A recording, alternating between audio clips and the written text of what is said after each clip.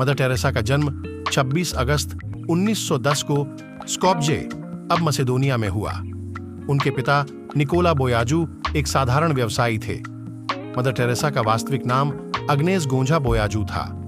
Albanian भाषा में Gonxha का अर्थ फूल की कली होता है।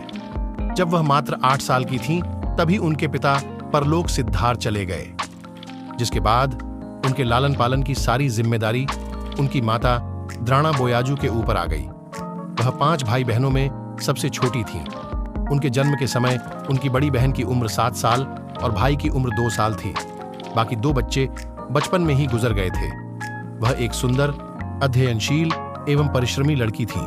पढ़ाई के साथ साथ गाना उन्हें बेहद पसंद था। वह और उनकी बहन पास के गिरजाघर में मुख्य गायिका थीं।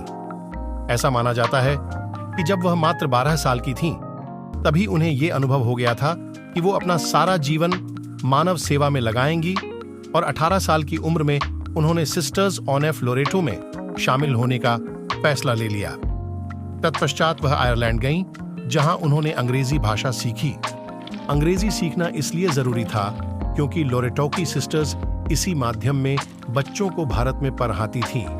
सिस्टर टेरेसा आयरलैंड से 6 जनवरी 1929 को कोलकाता में लोरेटो कॉन्वेंट पहुंची। वह एक अनुशासित शिक्षिका थीं और विद्यार्थी उनसे बहुत स्नेह करते थे।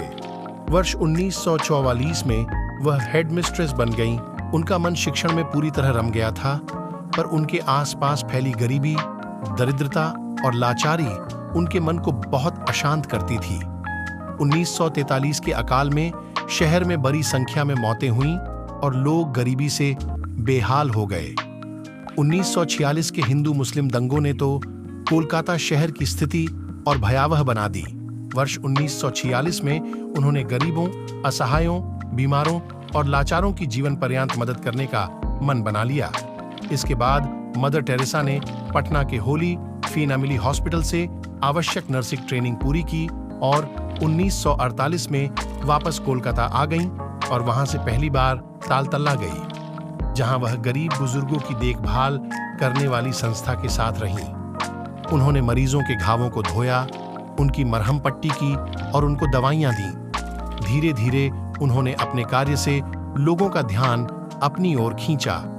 इन लोगों में देश के उच्च अधिकारी और भारत के प्रधानमंत्री भी शामिल थे, जिन्होंने उनके कार्यों की सराहना की। मदर टेरेसा के अनुसार इस कार्य में शुरुआती दौर बहुत कठिन था।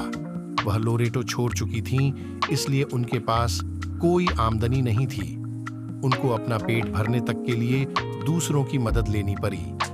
जीवन के इस महत्वपूर्ण पड़ाव पर उनके मन में बहुत उथल-पुथल हुई, अकेलेपन का एहसास हुआ और लोरेटो की सुख सुविधाओं में वापस लौट जाने का ख्याल भी आया, लेकिन उन्होंने हार नहीं मानी। 7 अक्टूबर 1950 को उन्हें वेटिकन से मिशनरीज ऑफ चैरिटी की स्थापना की अनुमति मिल गई। इस संस्था का उद्देश्य भूखों, निर्वस्त्र, बेघर, लंगड़े लूले, अंधों, चर्म रोग से ग्रसित और ऐसे लोगों की सहायता करना था जिनके लिए समाज में कोई जगह नहीं थी। मिशनरीज ऑफ चैरिटी का आरंभ मात्र 13 लोगों के साथ हुआ था, पर मदर टेरेसा की मृत्यु के समय 4000 से भी ज्यादा सिस्टर्स दुनिया भर में असहाय, बेसहारा, शरणार्थी, अंधे, बूढ़े, गरीब, बेघर, शराबी, एड्स के मरीज और प्राकृतिक आपदाओं से प्रभावित लोगों की सेवा कर रही हैं। मदर टेरेसा ने निर्मल हृदय और निर्मला शिशु भवन के नाम से आश्रम खोले। निर्मल हृदय का ध्येय असाध्य बीमारी से पीड़ित रोगियों व गरीबों का सेवा करना था, जिन्हें समाज ने बाहर निकाल दिया हो। निर्मला शिशु भवन की स्थापना अनाथ और बेघर बच्चों की सहायता के लिए हुई। सच्ची लगन और मेहनत से किया गया काम कभी असफल नहीं होता। यह कहावत मदर टेरेसा के साथ सच साबित हुई। जब वह भारत आई तो उन्होंने यहाँ बेसहारा और विकलांग बच्चों और सड़क के किनारे पड़े असहाय रोगियों की दयनीय स्थिति को अपनी आंखों से देखा। इन सब बातों ने उनके हृदय को इतना द्रवित किया कि वे उनसे मुंह मोड़ने का साहस नहीं कर सकी। इसके पश्चात उन्होंने जनसेवा का जो व्रत लिया, जिसका पालन वो अनवरत करती रही। 1970 तक वे गरीबों और असहायों के लिए अपने मानवीय कार्यों के लिए प्रसिद्ध हो गईं। मालकोम मुगेरिज के कई वृत्तचित्र और पुस्तक जैसे समथिंग ब्यूटीफुल फॉर गॉड में इसका उल्लेख किया गया। इन्हें 1969 में नोबेल शांति पुरस्कार और 1980 में भारत का सर्वोच्च नागरिक सम्मान भारत रत्न प्रदान किया गया। मदर टेरेसा के जीवन काल में मिशनरीज ऑफ चैरिटी का कार्य लगातार विस्तृत होता रहा और उनकी मृत्यु के समय तक यह 123 देशों में 610 मिशन नियंत्रित कर रही थीं। इसमें HIV, एड्स, कुष्ठ और तपेदिक के रोगियों के लिए धर्मशालाएं, घर शामिल थे और साथ ही सूप, रसोई, बच्चों और परिवार के लिए परामर्श कार्यक्रम, अनाथालय और विद्यालय भी थे। 1928 में केवल 18 साल की उम्र में उन्होंने लोरेटो बहनों के साथ रहने के लिए घर छोड़ दिया था। वही मदर टेरेसा इंग्लिश भी सीखती थी और ईसाई धर्म प्रचारक बनने की राह में चल पड़ी। लोरेटो बहनें भारत में बच्चों को पढ़ाने के लिए इंग्लिश भाषा का उपयोग करते थे।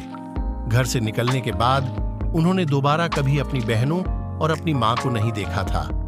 वीडियो को लाइक और शेयर करें और चैनल पर नए हैं तो चैनल को सब्सक्राइब कर दें।